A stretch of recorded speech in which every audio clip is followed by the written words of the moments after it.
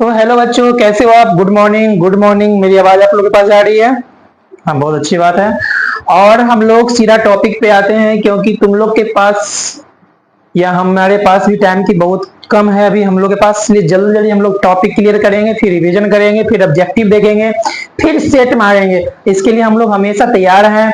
और मौसम की तीव्र गति की ओर से हम लोग बोर्ड की ओर चलते हैं, क्योंकि बारिश भी आने वाली है। तो बाहर बारिश हो रहा है थोड़ा बहुत, और अंदर बिहार बोर्ड का तैयारी हो रहा है।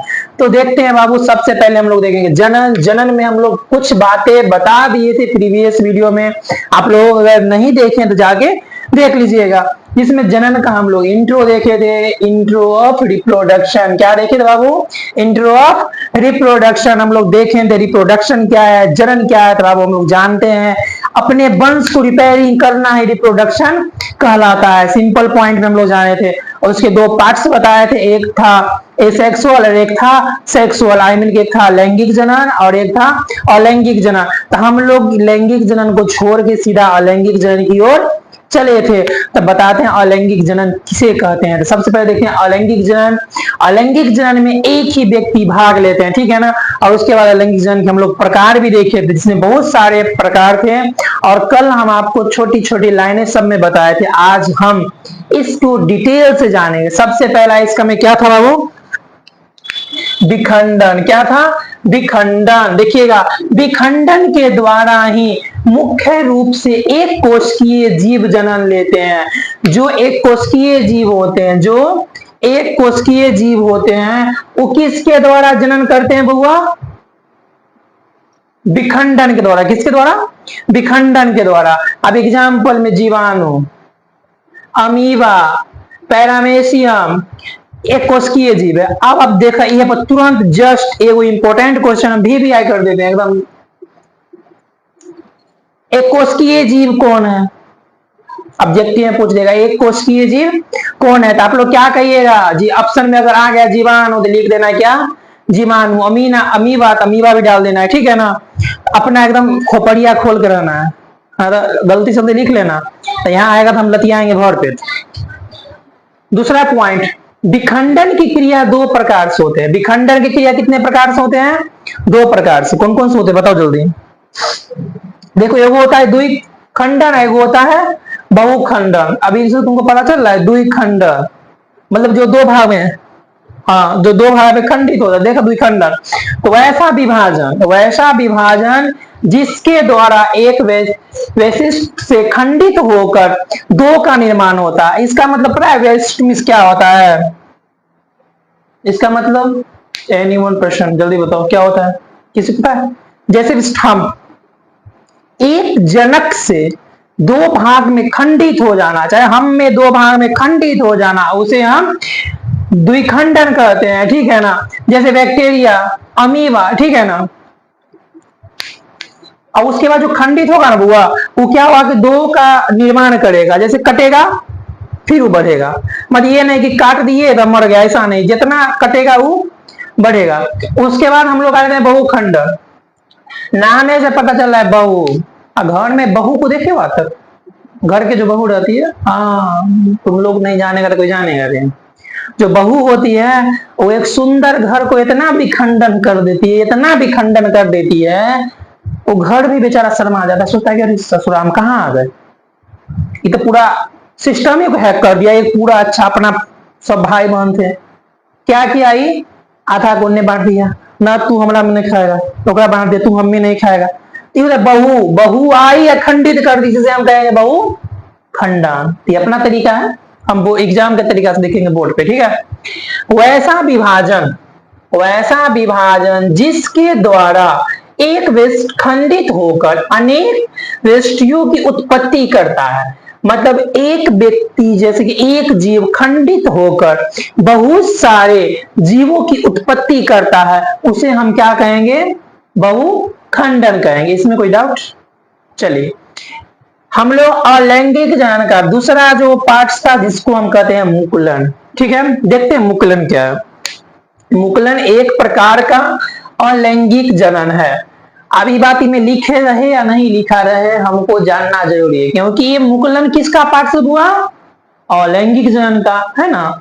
तो मुकुलन क्या है, एक प्रकार का अलैंगिक जनन है जो जनक के शरीर के धारातल से, धारा धारा मतलब मार्कर की धारा है, धारातल, धारातल से कलिका फूटने या प्रवन निकलने की फलस्वरूप संपन्न होता है, उसे हम मुकुलन कहेंगे।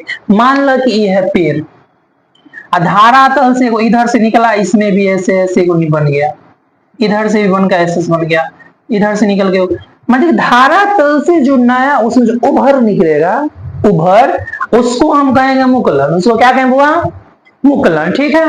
उसके बाद अपखंडन, हम लोग देखे द्विखंडन, फिर देखे बहुखंडन, फिर देखे मुकुलन, अब आ रहे हैं किसमें, अपखंडन। देखिएगा, इस प्रकार के जनन में, इस प्रकार के जनन में जीव का शरीर किसी कारण से दो या अधिक टुकड़ों में खंडित हो जाता है। इनमें क्या होता है, अपखंडन में होता है किसी जीव का शरीर दो या अधिक खंडों में खंडित हो जाता है और प्रत्येक खंड अपने खोए हुए भाग का विकास कर पुनः विकसित नए जीव में परिवर्तित हो जाता है, उसे हम क्या कहेंगे बुआ, अपखंडन। इसको हम फिर से समझ रहे हैं बाबू, ध्यान देना।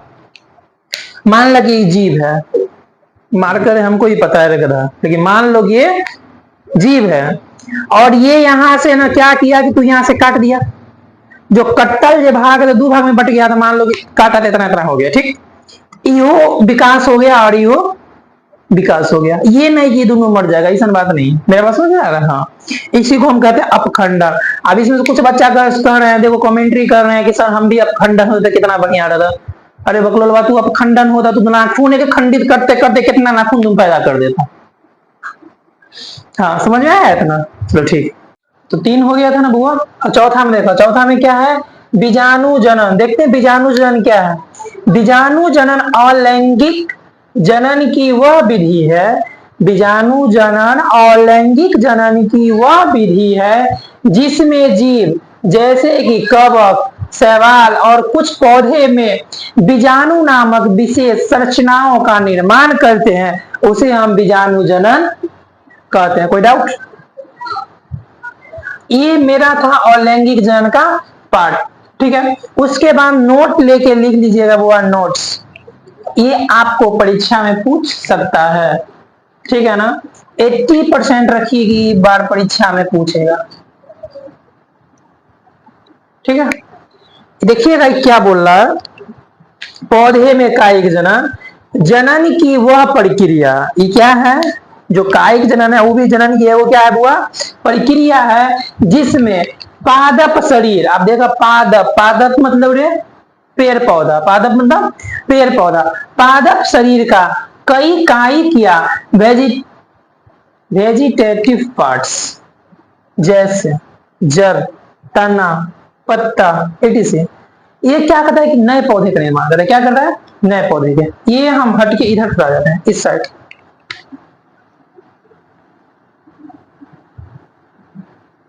पोटैटो में क्या होता है, आलू, आलू होता है गोल, आलू होता है गोल। आलू के कभी कभी देखना इधर से सींग निकल रहेगा, देखे आलू में। लेकिन जब आलू रोपते हैं ना बुआ, तो क्या करते हैं कि आधा आलू की इधर काटेंगे, आधा आलू की इधर काटेंगे, ये आधा आधा, ठीक है। ये मट्टी है, इसके ऊपर में आलू रखेंगे और फिर इस पे मट्टी डाल देंगे, राइट।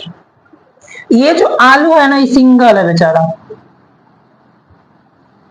जो खुद से, सीधा समझेंगे कायिक जनन उसे कहते हैं जो खुद से रिप्रोडक्शन कर लेता है, जो खुद से रिप्रोडक्शन जनन खुद से कर लेगा, उसको क्या कहेंगे, कायिक जनन। हम लोग जान गए जनन किसे कहते हैं, जनन का प्रकार जाने, प्रकार में अलैंगिक जनन जाने, अलैंगिक जनन का ही प्रकार जाने। उसके बाद नोट्स देखिए हम लोग कायिक प्रबंधन भी जान ले, जो 8th क्लास में, बड़े सॉरी जो 12th क्लास में डिटेल से दिया गया है। आज के लिए इतना ही, बाकी मैं लैंगिक जनन आपको नेक्स्ट वीडियो में मिल जाएगा। और आप लोग ऐसे ही वीडियो पे जुड़े रहिए, तो जल्द ही वीडियो मैंने होता है चैप्टर खत्म हो जाएगा। जितना जल्दी आप रहिएगा रेडी, उतना जल्दी मैं एक्टिव रहूंगा। आप तुम लोग सोएगा, हम भी सो जाएंगे। एग्जाम किसका है? एग्जाम है तुम लोग का। तुम लोग जागो तो हम जागेंगे, तुम लोग सो गया तो हम भी सो जाएंगे, सीधा। ठीक है।